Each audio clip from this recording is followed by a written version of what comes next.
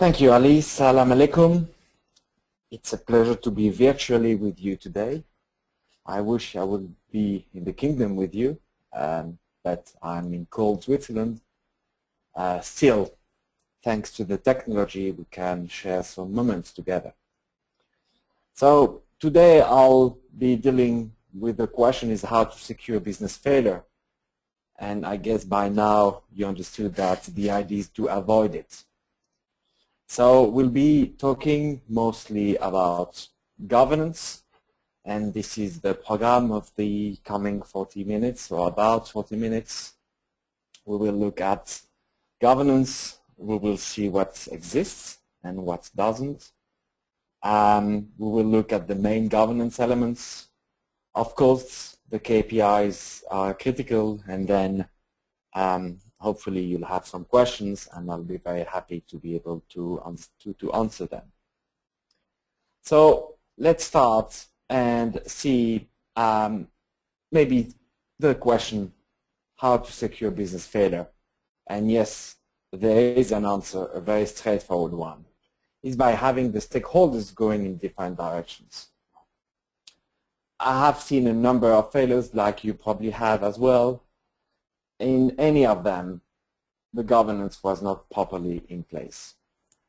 Often it was not the only issue, but it was one of the issues. There are, in any kind of enterprise, there are a number of stakeholders, from the owners to the clients, from the employees to the suppliers. You have a lot of people out there. And obviously, it is very important to make sure they all go in the same direction. But it's not happening, and this is what this talk is about. So the answer to that question is clearly this. What is the solution? Well, the solution is having a good governance in place.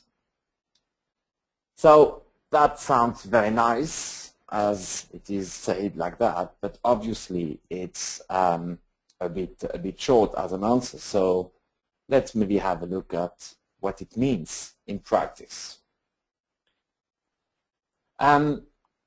So let's look at what exists first. And the first question here is governance a new idea? Actually not, and not in the Muslim world at least. Because if you look at the Sharia, it does deal with a lot of governance. And I mean, let's start with Mudahaba. In Mudahaba, you have the Sharia that is very clear by saying, okay, you have the financier, you have the Mudarib, and they have to work together. But it also says how they should be working together. The role of the Mudarib, for instance, evolves with the level of the company. So the role of the Mudarib, he's first seen as a trustee, then he's becoming a proxy, and only when you have some kind of profit, he's becoming a partner. But his role is very clear at all stages, and therefore there is not much to add. Also, the financier, his role is very clear. He should not be interfering with the management. So you see, this is not a new idea.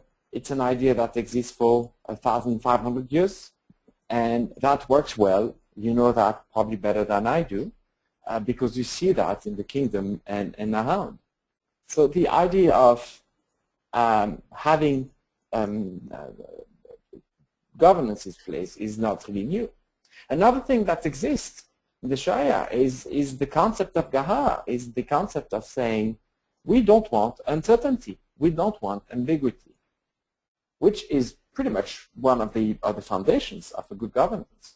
We need to have things clarified. So these things work well. The problem is they work well for micro enterprises. They work well for small companies and a little number of stakeholders.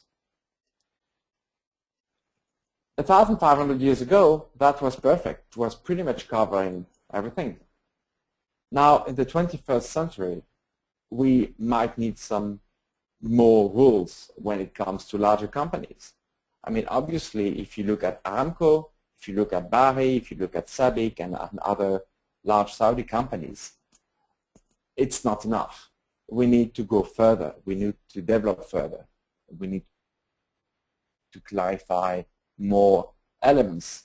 And notably, we need to clarify the rules. Clarifying the rules means clearly having the rules written. And they must be written very clearly, not in a legalistic language, but in a language that everyone can understand. Another thing that is very important is all the levels must be aligned. What does that mean? It means that the rules must clarify the role of each, and all these roles put together should bring the company to the same direction. If you don't have that properly in place, if the job description is not reflecting the intention of the shareholders, then you have a misalignment. And if you have a misalignment, how do you want the person having any job description, the employee, to go in the right direction if he doesn't know it? So it is very important to write everything down, to have a governance that is clearly in place, and to have all the levels aligned for everybody to go in the same direction. I mean, we know clearly that if you want to have a group of people, I mean, horses going in a certain direction, they have to go in the very same direction. You can't have them going everywhere because therefore you have nothing in place. How to achieve that? Well, the first idea is to understand what the mission of the company is.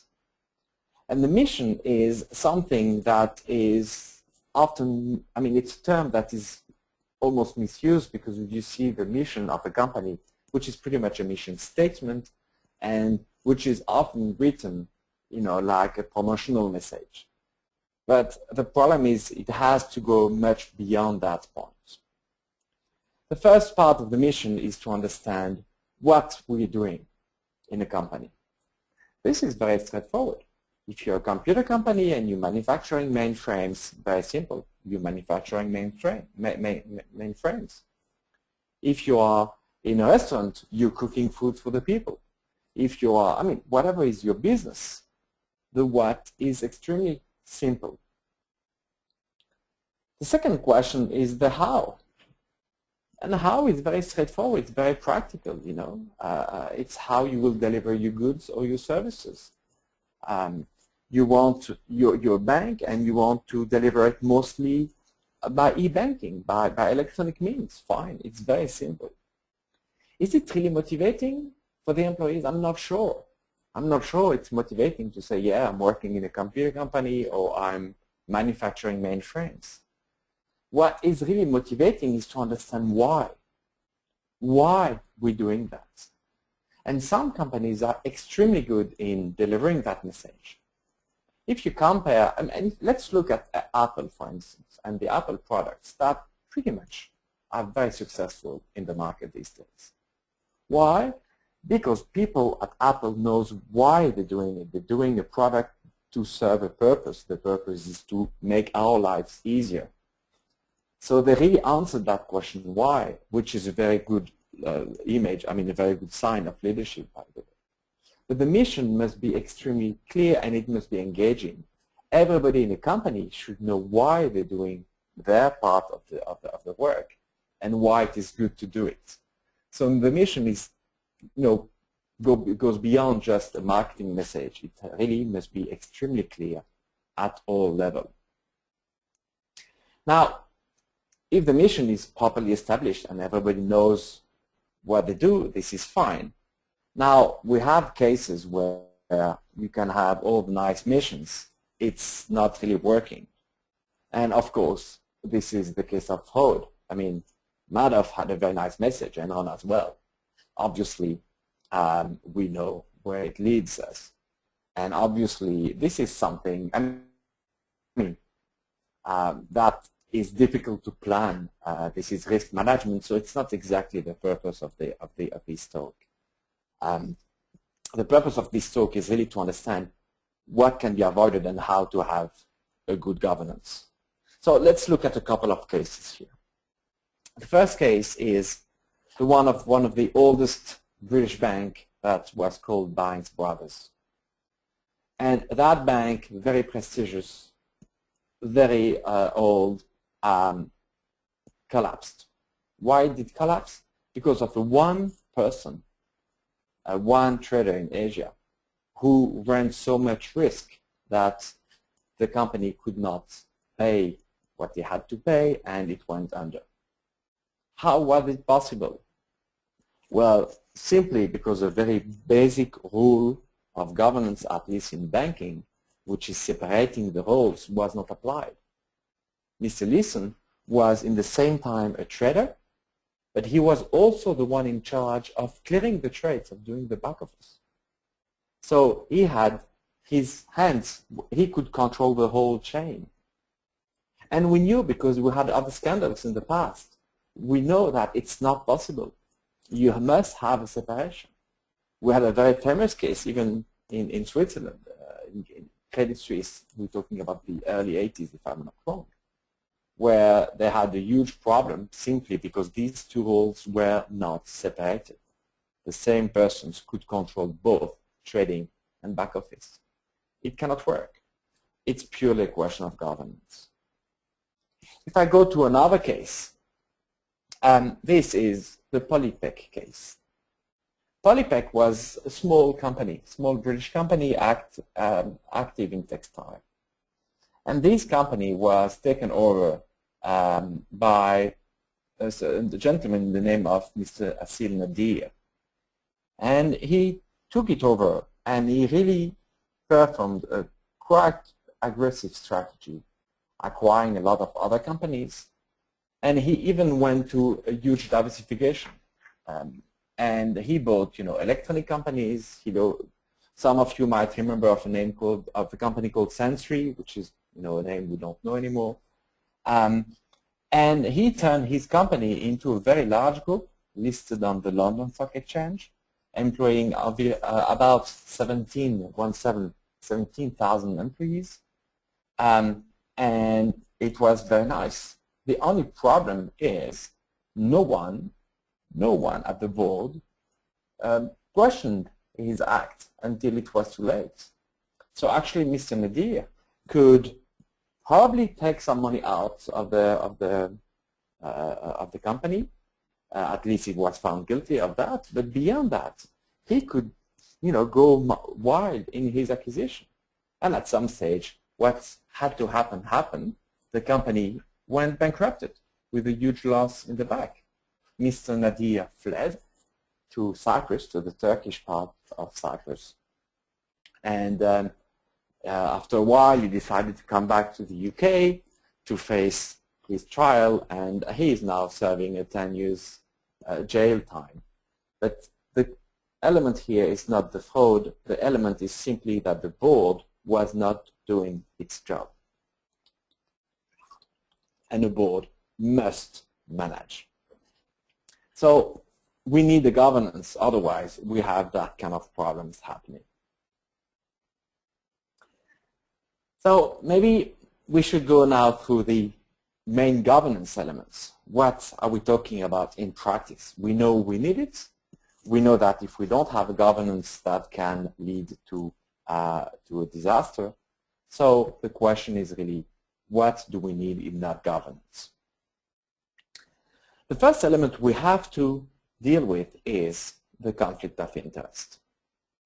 The conflict of interest is something that is generating problem. And I will start with an example, which is Swissair. Swissair, you probably heard about that company. It was the old Swiss airline that went under in 2001. It went under because the CEO and the management team went into another crazy hunting strategy, buying companies in Europe, thinking they could become a very large company. The problem of Swissair was that no one dared criticizing the actions. And actually one financial analyst, wrote a recommendation to sell the Swissair shares because he believed the company was too much in debt. The debt was at that time of 6.3 billion Swiss francs, which probably was close to 7 or even beyond $7 billion at the time. He was fired. Why was he fired? Well, because he was working in a bank where the CEO was a board member of Swissair, and the CEO of Swissair was a board member of that bank. The guy was fired. Eventually, he claimed he went in court and won his case.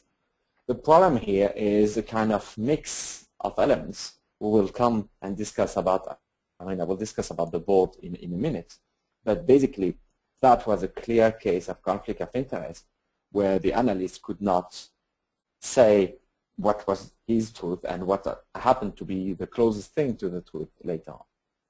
So we need to have separation of powers. We really need to have a board being a board and a management team being a management team. And they should not interfere. They should discuss. But clearly the management team must perform its duties according to the board's decisions, according to the board's strategic vision. And if you have the management team that is governing the board, this is wrong.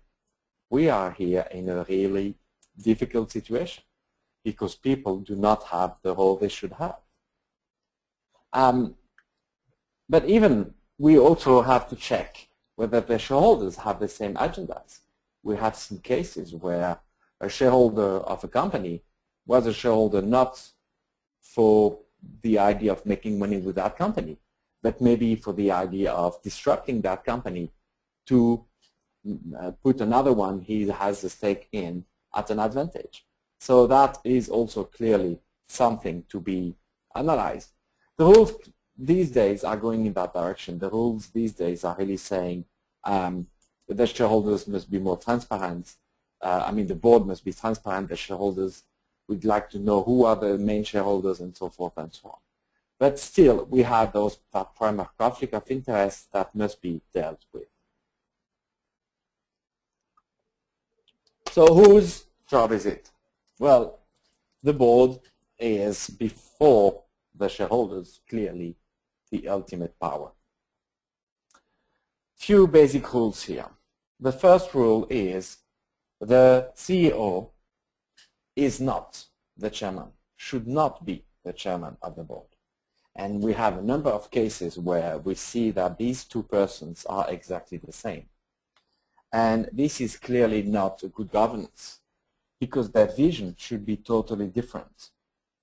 The chairman of the board and the board must have a strategic vision, long term. Where do we want to go? Which market do we want to cover? Where do we see the company in 10 years from now? This is the kind of question a board of directors must think about, must find answers to. What should be the strategy? Now, the CEO and the management team, their job is clearly to implement these strategic decisions.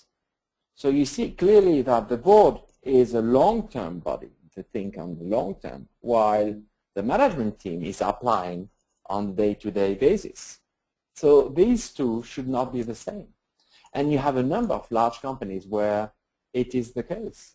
And even, in Switzerland, we have a company we love called Nestlé. We love that company because it makes the two main things in life, coffee and chocolate. So this company had the same person as a CEO and as a chairman for historical reasons. And it took a number of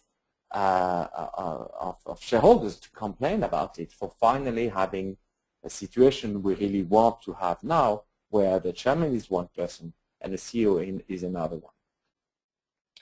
Talking about the board, we also need to have independent board members. That said, board members that are not involved in the company day to day. They are not clients, they are not employees, they are not managers, they are not involved in the day-to-day company business. They are just at the board member. What we would like to see is at least 75% of the members of the board that should be independent. Often it's not the case, unfortunately. Often you have several managers on the board, or you have people who are involved in the day-to-day business or are linked to the company, and those people are clearly not independent.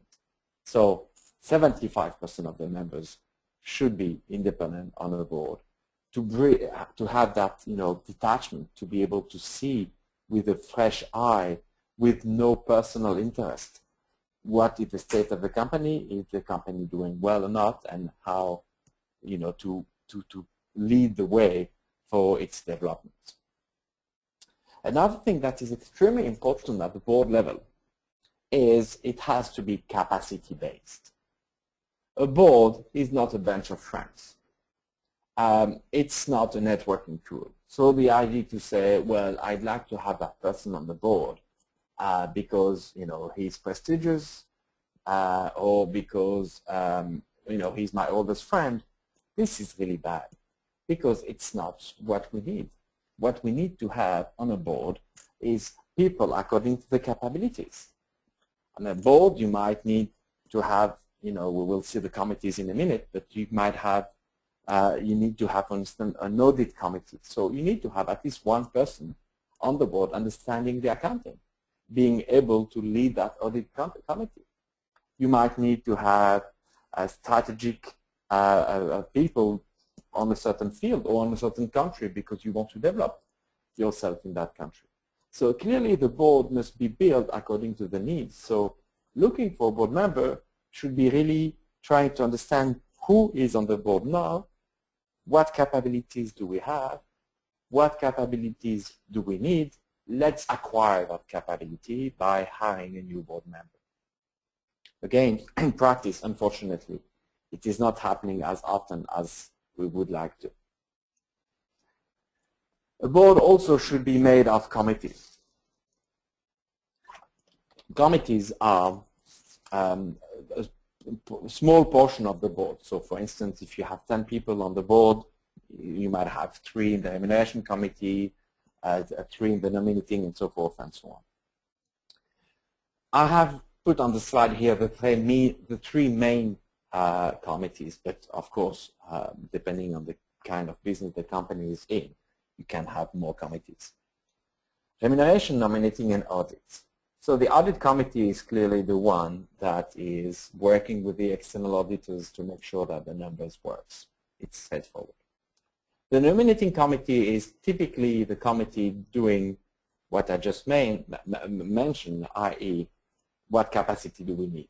That's the kind of work the nominating committee will work on and say, okay, we would like to hire that person or that person. And then propose it, of course, to the General Assembly who will decide.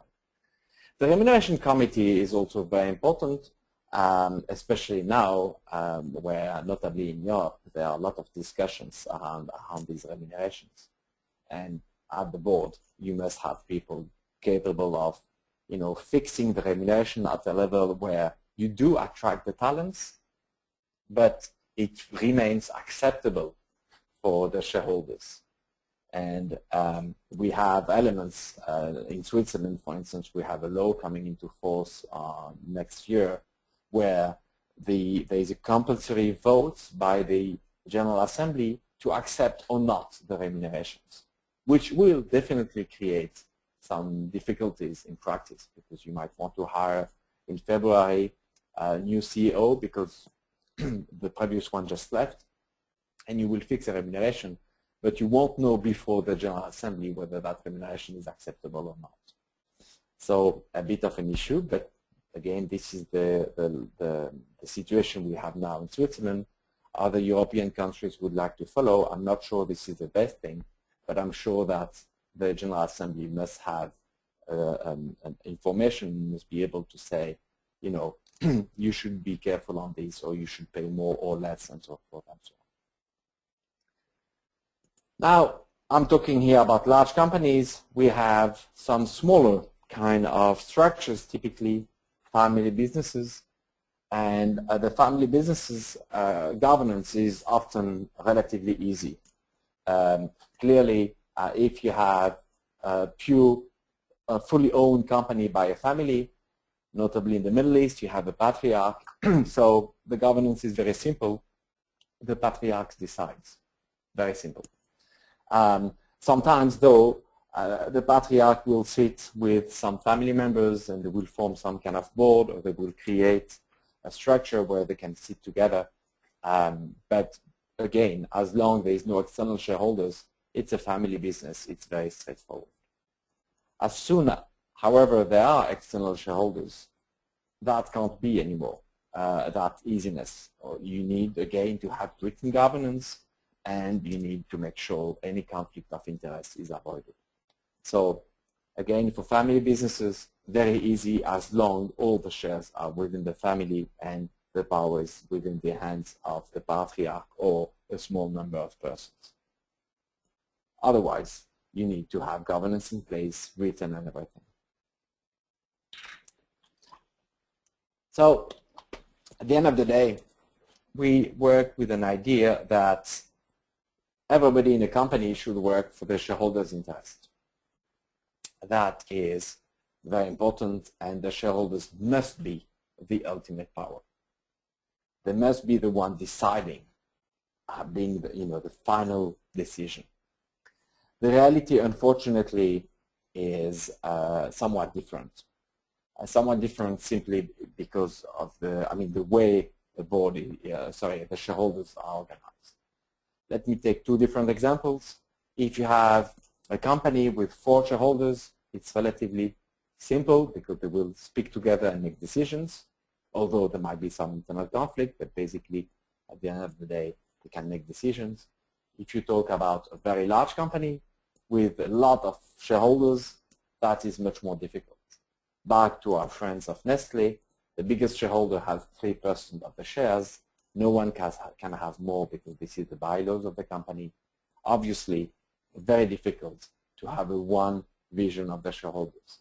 So it means clearly that the board has somewhat too much power compared to what they should have, because at the end of the day, the shareholders must have the final call.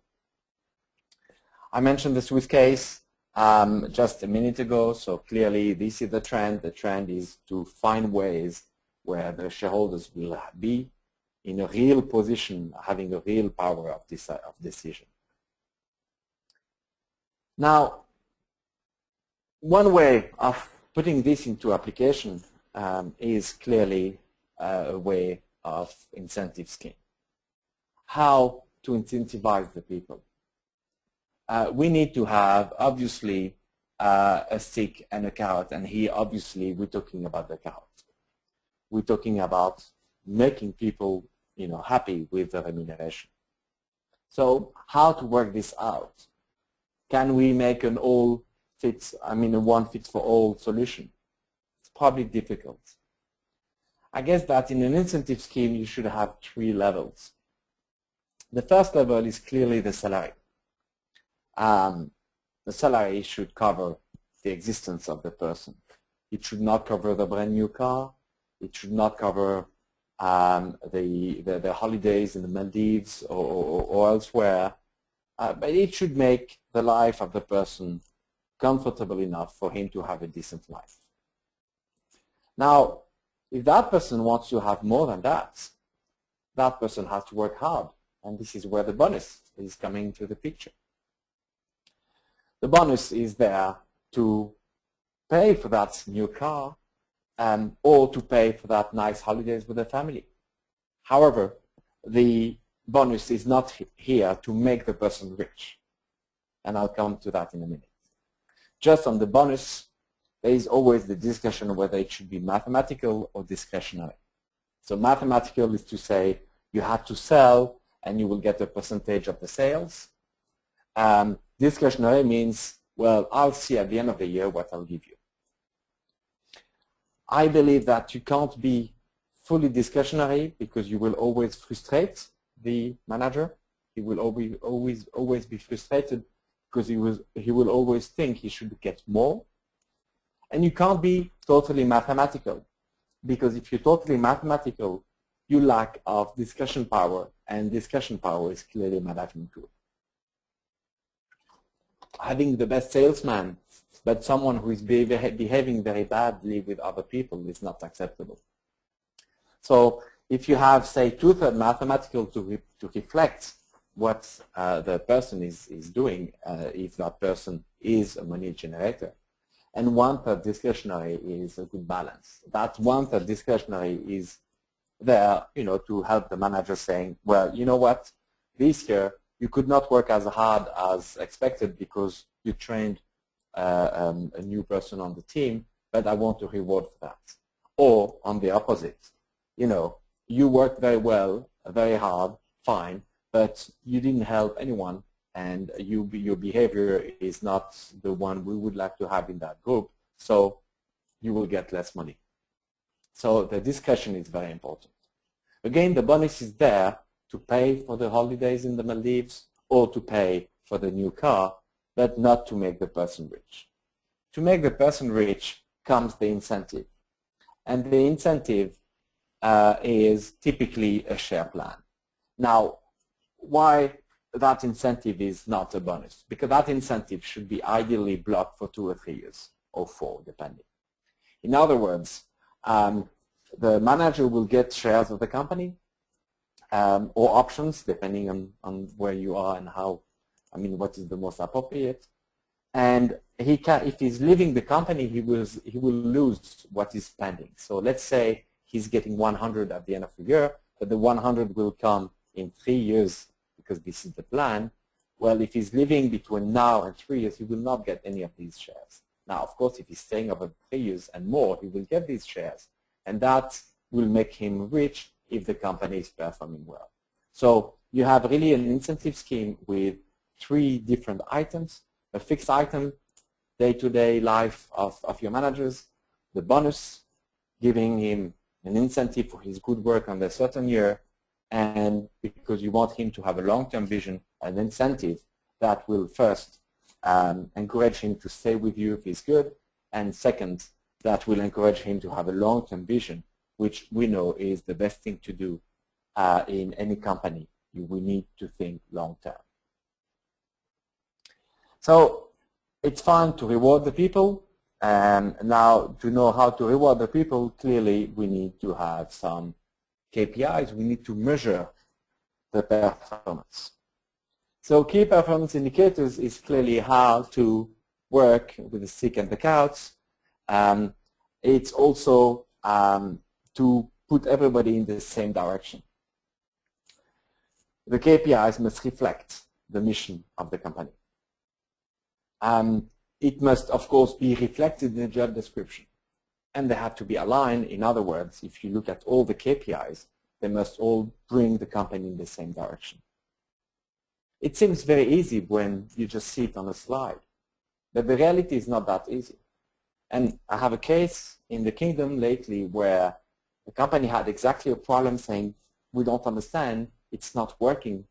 And looking at the KPIs, I could simply see that the KPIs of part of the employees were in conflict with the KPIs on another side, on other employees, both dealing with clients. And of course, these two could not work together because they had different KPIs. And you can tell people, you should do it that way, but if they're rewarded to act differently, they will not act as you say. They will act as how they make money, which makes sense. We will do the same. So clearly, KPIs must be aligned. They must be in line with the job description, and it's very important to see all the KPIs being connected to each other. How to do that? Well, it's very simple. By having a person in charge of these KPIs. So just a word on alignments.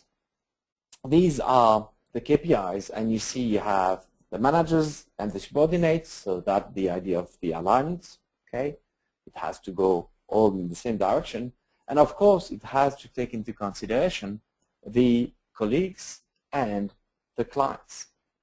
So it's very important to have a kind of KPIs repository when you can see, when the KPI officer can have a look at all these KPIs and making sure that everybody has, is dealing with the right set of indicators and everybody is going to the right direction.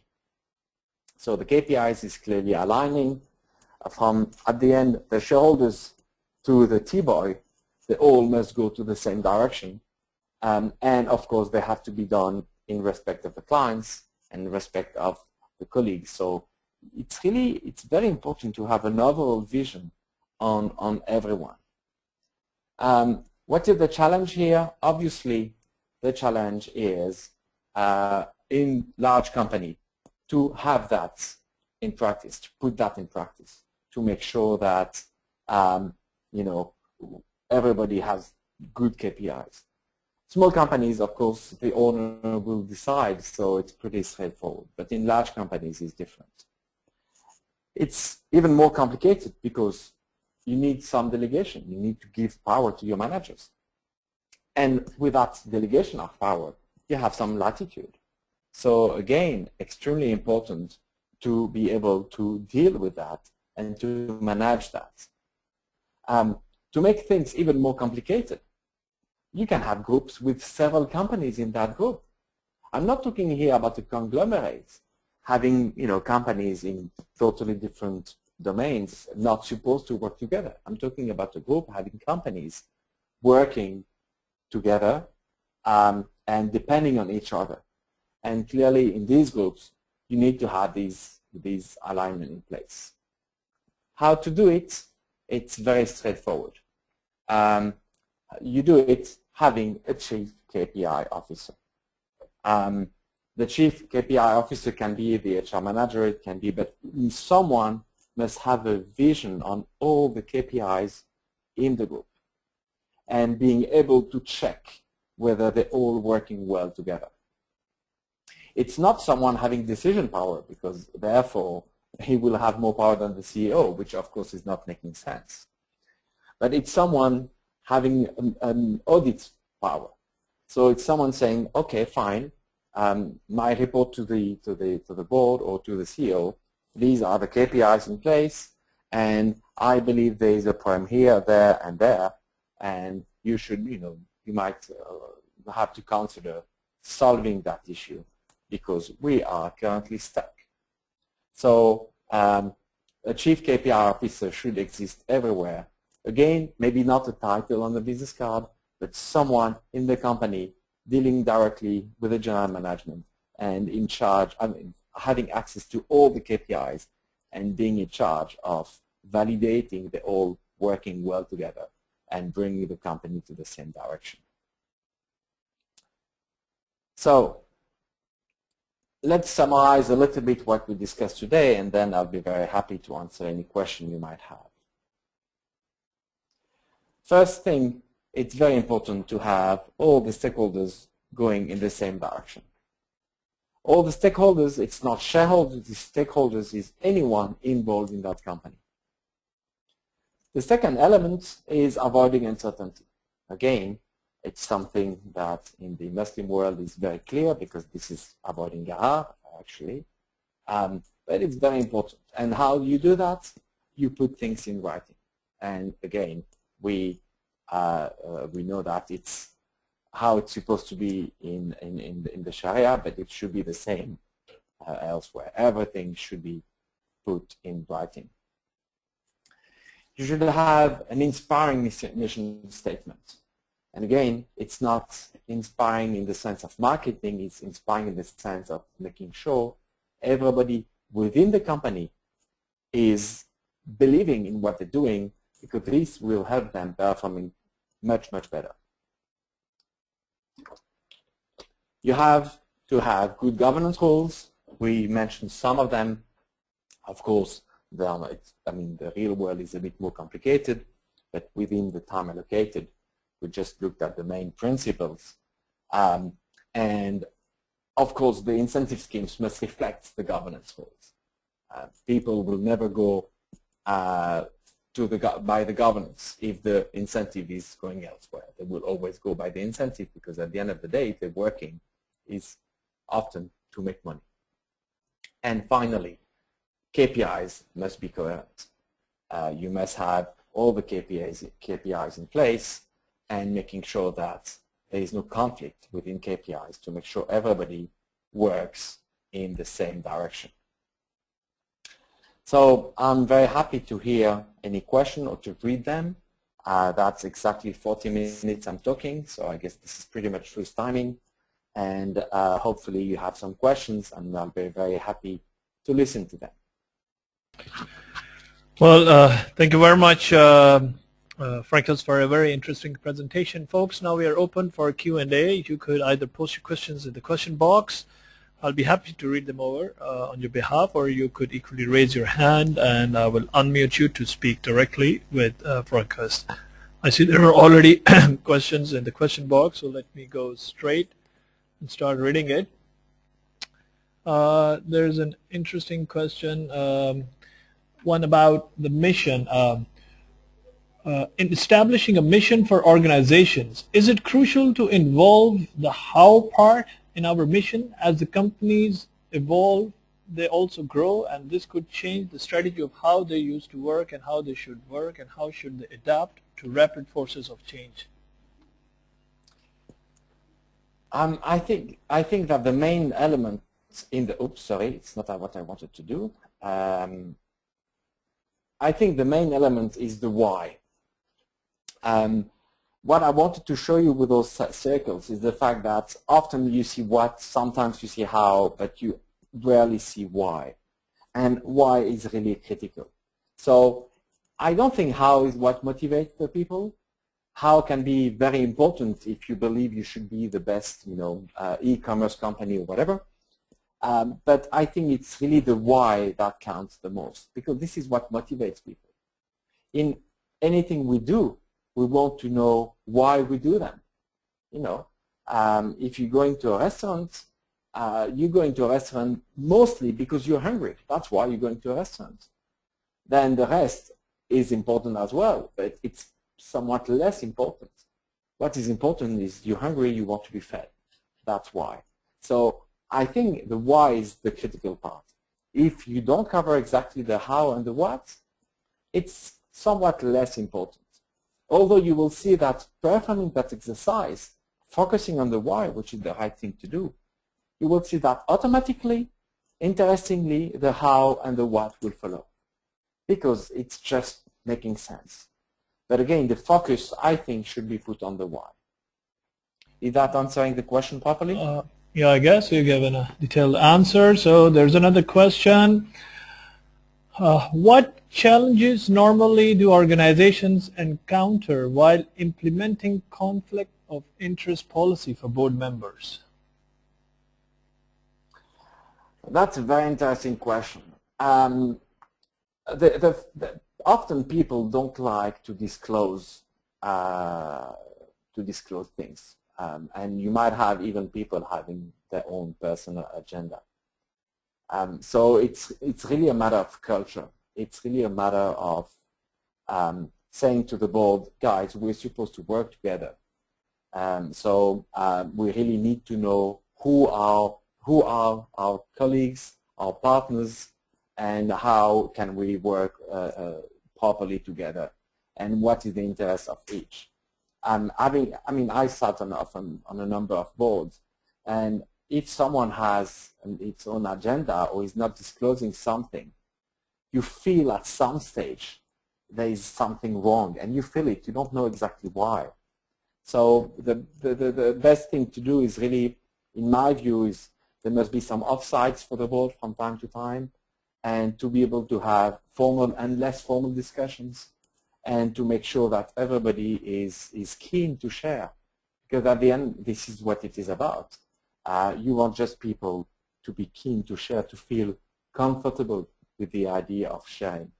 And again, often it's not, that offsite, that setup is not organized. In many things, it's critical to set up the framework.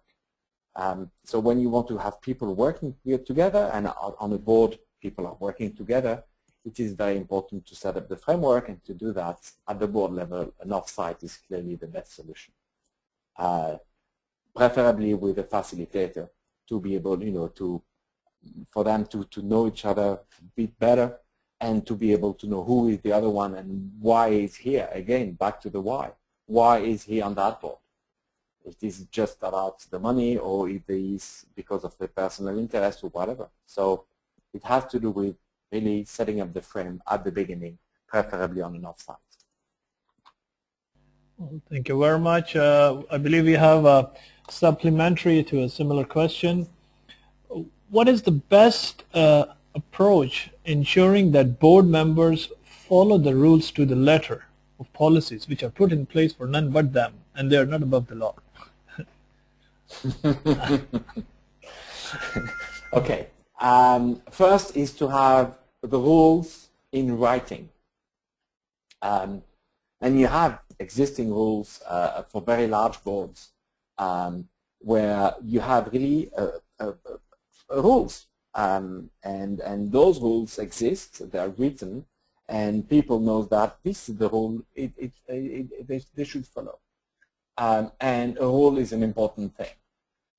It also means that the chairman must act as a chairman. And if you have a chairman that is not strict on applying the rules, they won't be applied.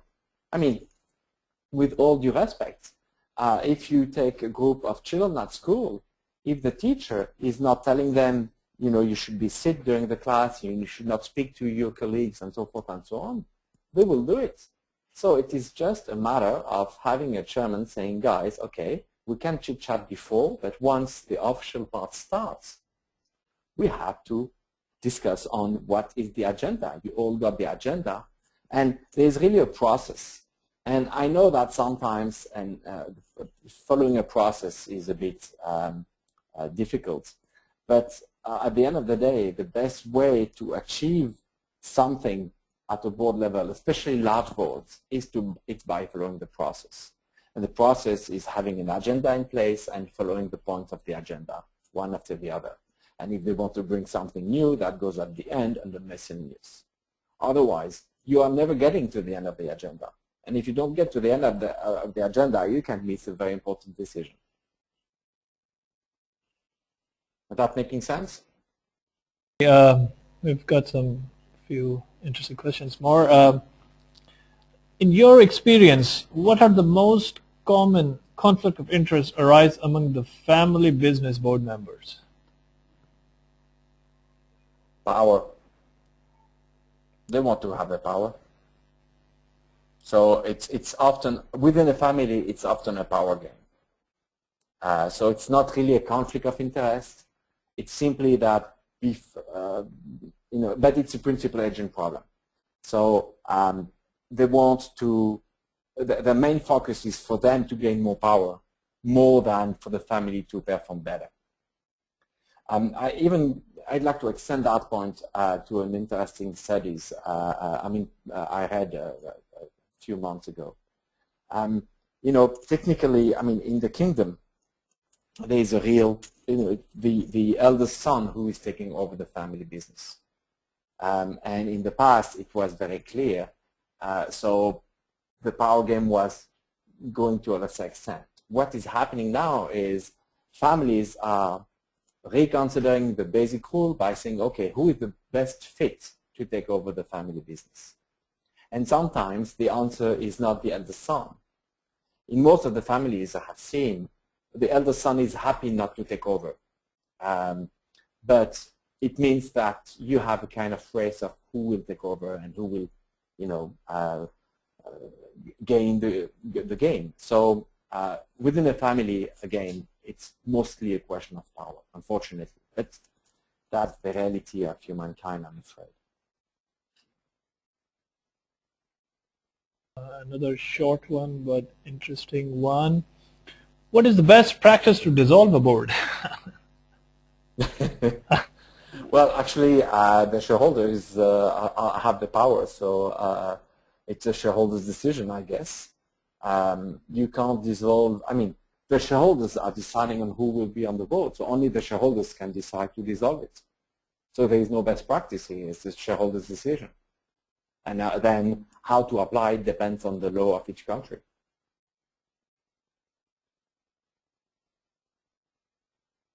And there's another short one, interesting one.